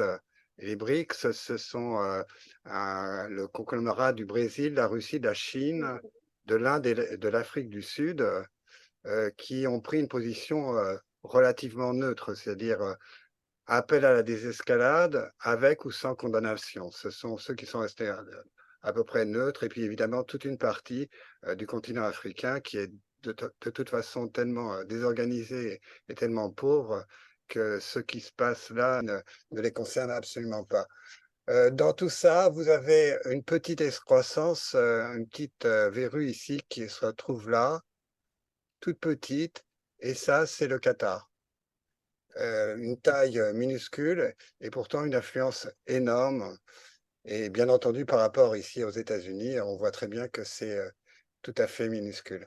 Gicole et la paix maintenant ont tout à fait raison, c'est au stade politique et que doit se régler ce passage, parce que si nous revenons au statu quo, après l'entrée sur Gaza, inévitable à mon avis, et qui va être meurtrière, ça va être encore une situation explosive et on s'attendra à la prochaine guerre, en sachant que depuis 1948, je n'ai pas compté, mais l'état de guerre est quasi actuel, malgré les accords qu'il y a pu avoir entre l'Égypte assez tôt, la Jordanie, et puis les accords récents, les accords d'Abraham, qui sont un petit peu remis en cause avec le dernier rapprochement avec l'Arabie saoudite. J'aurais voulu vous lire quelques lignes d'un texte de Yuval Noah Harari, ça sera ma conclusion. Dans sa guerre contre le Hamas, Israël a le devoir de défendre son territoire et ses citoyens, mais il doit aussi défendre son humanité. Notre guerre est contre le Hamas, pas contre le peuple palestinien. Les civils palestiniens méritent de jouir de la paix et de la prospérité dans leur patrie, et même en plein conflit, leurs droits humains fondamentaux devraient être reconnus par toutes les parties. Il ne s'agit pas seulement d'Israël, mais aussi de l'Égypte, qui partage une frontière avec la bande de Gaza et qui l'a partiellement scellée. À l'heure actuelle, les esprits des Israéliens et des Palestiniens sont remplis à ras-bord de leur propre douleur, et il ne reste plus d'espace pour ne serait-ce que reconnaître la douleur de l'autre. Mais les personnes extérieures, la communauté internationale, qui, elles, ne sont pas elles-mêmes plongées dans la douleur, devraient s'efforcer d'éprouver de l'empathie pour tous les êtres humains qui souffrent, au lieu de ne voir paresseusement qu'une partie de la terrible réalité.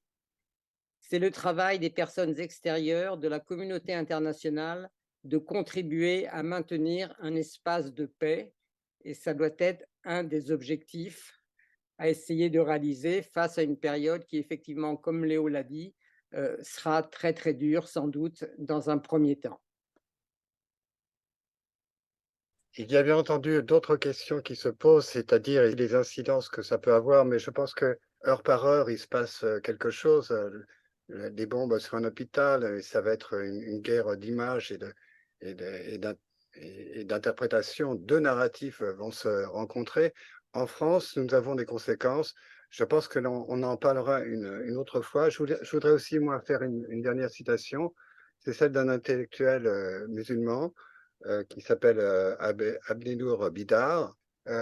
Sa position est claire et nette, et c'est réellement quelqu'un qui va, comme Rachid Bézine, qui se positionne et qui réfléchit. Pas de oui, mais oui, en tant qu'intellectuel musulman, je condamne sans réserve, sans ambiguïté et sans aucune hésitation les massacres et prises d'otages perpétrés par le Hamas, et je les dénonce comme une pure barbarie et sauvagerie absolument injustifiable.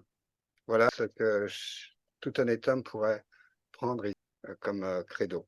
C'est pas juste Harari qui le dit.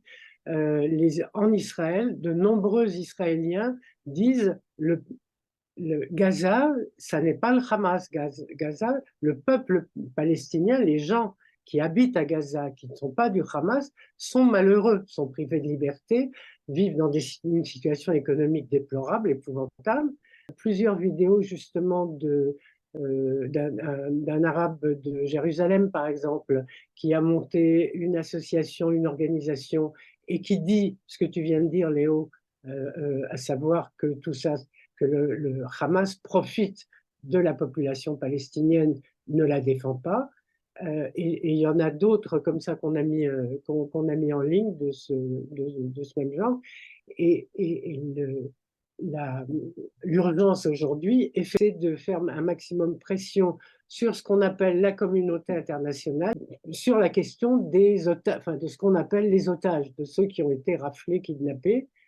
Certains sont déjà morts, ça on le sait, on a trouvé des cadavres quand l'armée est entrée dans Gaza. L'urgence aujourd'hui, c'est les otages. L'urgence demain, c'est la solution politique, comme David l'a développé tout à l'heure. Tu as raison, les otages et aussi la situation humanitaire à Gaza. On ne peut pas dissocier, il faut mettre les conditions avec tout l'accompagnement nécessaire pour que cette population, qu'on éloigne des villes où vont se dérouler les combats, pour qu'il y ait le moins de victimes possible, puisse avoir les conditions d'une survie en attendant de pouvoir rentrer chez eux. Voilà, c'est ça l'objectif. Ça nécessite la coopération avec l'Égypte, évidemment, et d'autres structures internationales onusiennes. Alain, un dernier mot? Non, moi j'ai dit que j'arrêtais, donc. Je ne peux pas m'empêcher quand même de citer Elie Bernavi, qui est l'ancien ambassadeur en France. Il a écrit 2 lignes qui sont malheureusement tellement fortes et tellement définitives. L'attaque du Hamas résulte de la conjonction d'une organisation islamiste fanatique et d'une politique israélienne imbécile. J'espère qu'elle sera meilleure la prochaine fois, une fois que le gouvernement aura changé. Je vous remercie tous. On se redonne rendez-vous prochainement pour essayer de voir les différentes répercussions à la fois sur la vie française et sur la vie internationale et sur Israël. Merci à tous.